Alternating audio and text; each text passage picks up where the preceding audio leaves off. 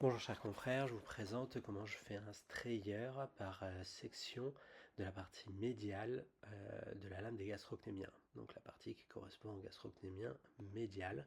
Ça permet donc en péropératoire d'avoir une ouverture, un allongement d'environ 1 à 2 cm. Et in fine, comme je n'immobilise pas, on a environ 2 cm d'allongement. Donc d'abord je repère où est le gastrocnémien médial et je regarde aussi s'il n'y a pas un plantaire grêle, car je le sectionnerai si jamais il y en a un. Donc là il se trouve que chez ce patient il n'y en avait pas. Donc une fois que j'ai repéré le gastrocnémien médial, l'insertion entre la lame des gastrocnémiens et le muscle, je me mets environ à 2 cm plus distal.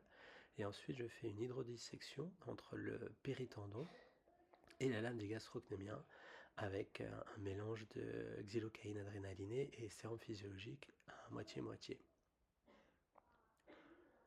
Et j'en profite aussi pour repérer la zone qui correspond en, au gastrocnémien médial sur la lame des gastrocnémiens que je vais sectionner.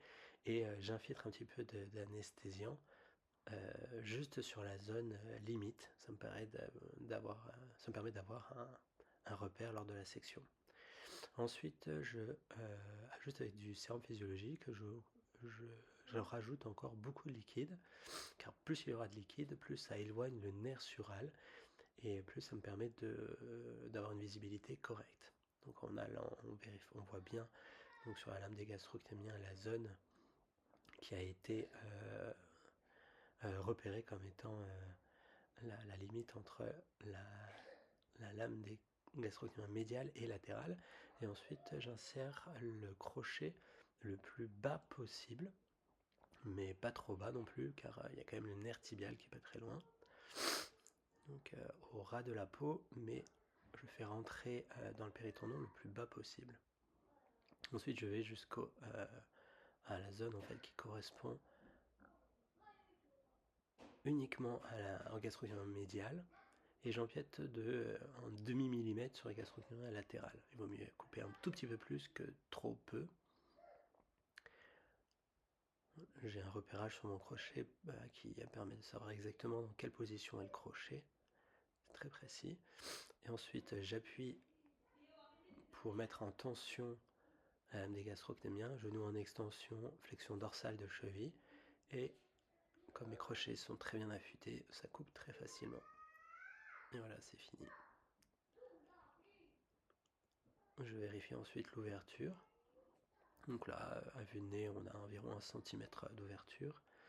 Je le mesure et je le mets dans le compte-rendu opératoire. Ouais, je pense que c'est à peu près 1 cm. J'ai du mal à voir, mais je pense que c'est à peu près 1 cm. Et je vérifie bien que la zone que j'ai coupée correspond au gastrocnémien médial. Voilà, et que c'est bien coupé sur toute la zone, qu'il n'y a pas quelques endroits que j'ai pas coupés. Là, j'ai en plus mesuré la partie que j'ai laissée intacte.